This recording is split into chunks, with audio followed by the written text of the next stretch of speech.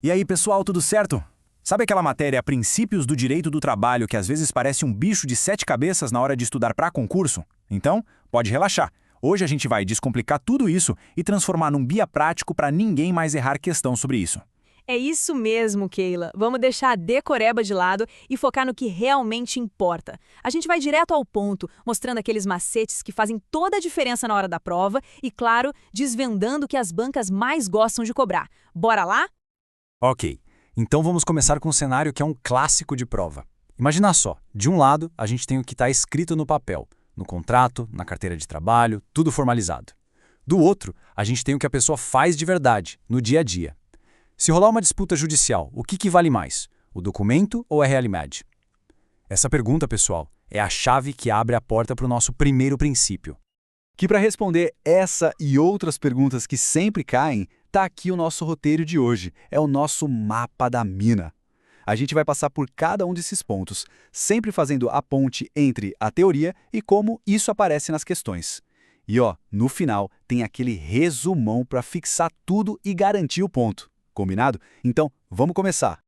Muito bem, começando por essa briga clássica entre o que está no papel e o que acontece na prática, no dia a dia. No direito do trabalho, isso tem nome. É o princípio da primazia da realidade. E olha, o nome já dá uma bela dica, né? Exatamente. E para a gente não ficar só na teoria, dá uma olhada nessa questão real que caiu num concurso do TRT da 19ª região. A situação é a seguinte: a Elizabeth foi registrada como técnica de informática, só que na prática ela ralava mesmo era como analista de sistemas, uma função, claro, com um salário maior. E aí, Keila, como é que a gente resolve essa situação usando os princípios?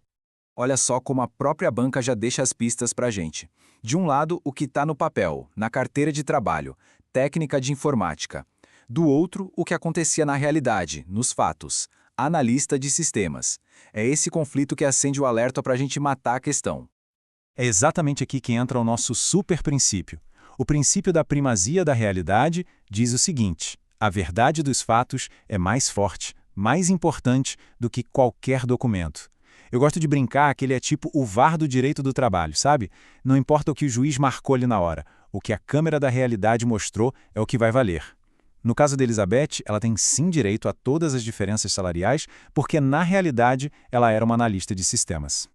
Certo. Então já ficou claro que a realidade vence o papel. Mas e quando a gente tem dois papéis, duas normas diferentes, ambas válidas, mas dizendo coisas totalmente opostas?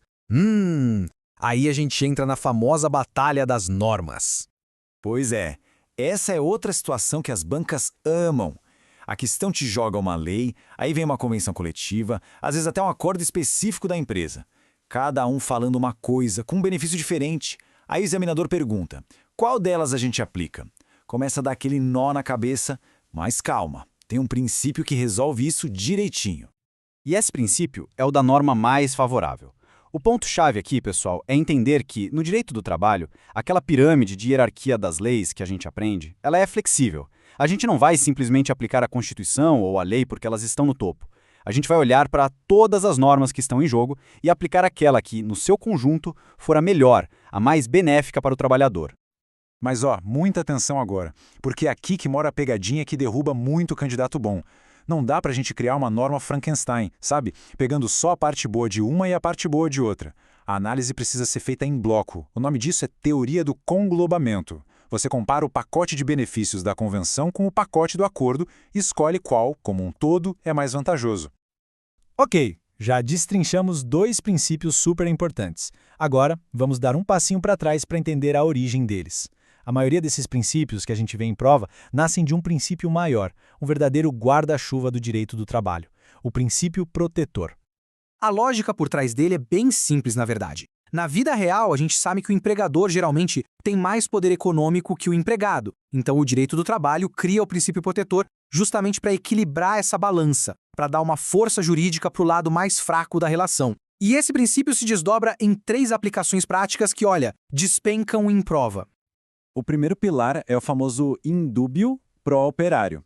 O nome é em latim, mas a ideia é bem tranquila. Se existe uma dúvida na hora de interpretar uma norma, a gente deve escolher a interpretação que for mais favorável ao trabalhador. O segundo pilar, ora, é um velho conhecido nosso. É o princípio da norma mais favorável, que a gente acabou de conversar sobre. Tá vendo como tudo se encaixa? Ele é uma das expressões do grande princípio protetor. E, por fim, o terceiro pilar, o princípio da condição mais benéfica. E é aqui que geralmente a confusão começa, porque os nomes são bem parecidos. Mas calma, a gente vai resolver isso de uma vez por todas no próximo slide. E para resolver, chegamos no momento printa essa tela. Esse é o nosso mapa da mina, o quadro que vai acabar com qualquer confusão entre esses 3 princípios na hora H da prova. Então, foco total nos detalhes agora. Vamos lá, bem direto ao ponto. Em dúbio pro operário, a gente usa quando tem uma norma só, mas ela é meio dúbia, tem mais de uma interpretação possível. A palavra-chave aqui é interpretação. Isso. Agora, norma mais favorável. Aqui a situação é de conflito entre 2 ou mais normas. É a lei contra a convenção, por exemplo. A palavra-chave, então, é conflito de normas. E por último, condição mais benéfica. Aqui, gente, não estamos falando de interpretação nem de conflito. O foco é proteger um direito que o empregado já adquiriu, que já fazia parte do contrato de trabalho dele. Uma vantagem que já existe não pode ser retirada depois. A palavra-chave é direito adquirido. Fechou? Entendido? Agora, para fechar com chave de ouro, bora para o nosso checklist final. É aquela revisão rápida para fixar tudo e servir como um guia mental prático na hora de resolver a prova. Memorize isso aqui que é sucesso. A questão fala de um conflito entre fatos e documentos. Você já pensa, primazia da realidade. A briga entre a lei A e o acordo B é norma mais favorável.